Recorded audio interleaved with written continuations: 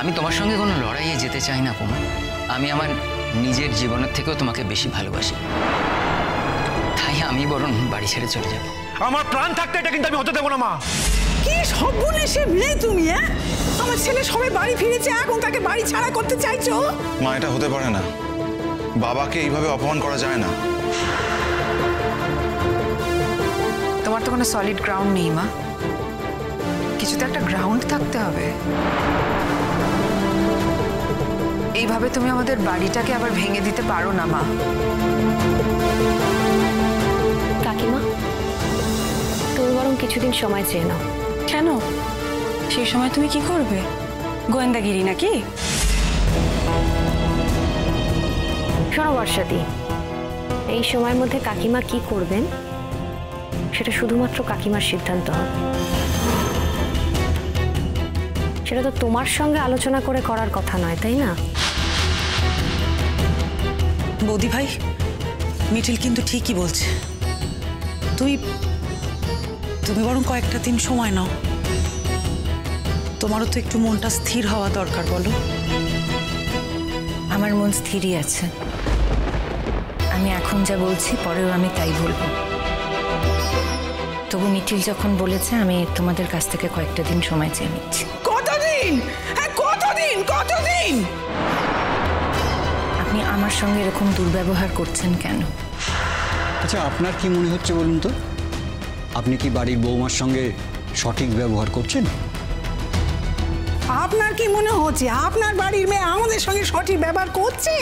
আমার ছেলের সঙ্গে যে ব্যবহারটা করছে, ও লজ্জা করে না? লজ্জা করে না?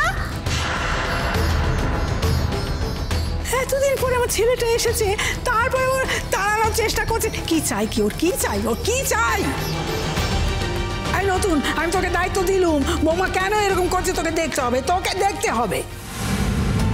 কি আশ্চর্য মাসি, বৌঠান একজন আলাদা মানুষ, আমি কিভাবে হেল্প করতে পারি?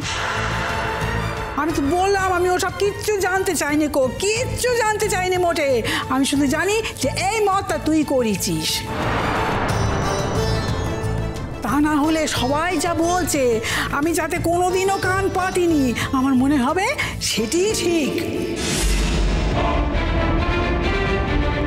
সবাই কি বলছে মা? সেসব ছোট কথা তোমার শুনে লাভ নেই। সময় হলে আমি বলবো, বলতে তো হবে।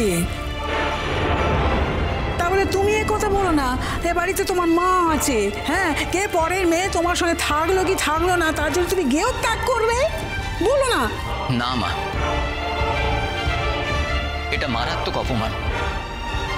একজন স্বামীর পক্ষে, একজন পুরুষের পক্ষে,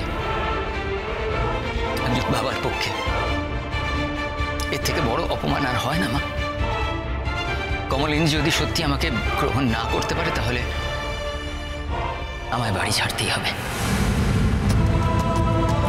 এছাড়া কোনো উপায় নেই মা। I am sorry.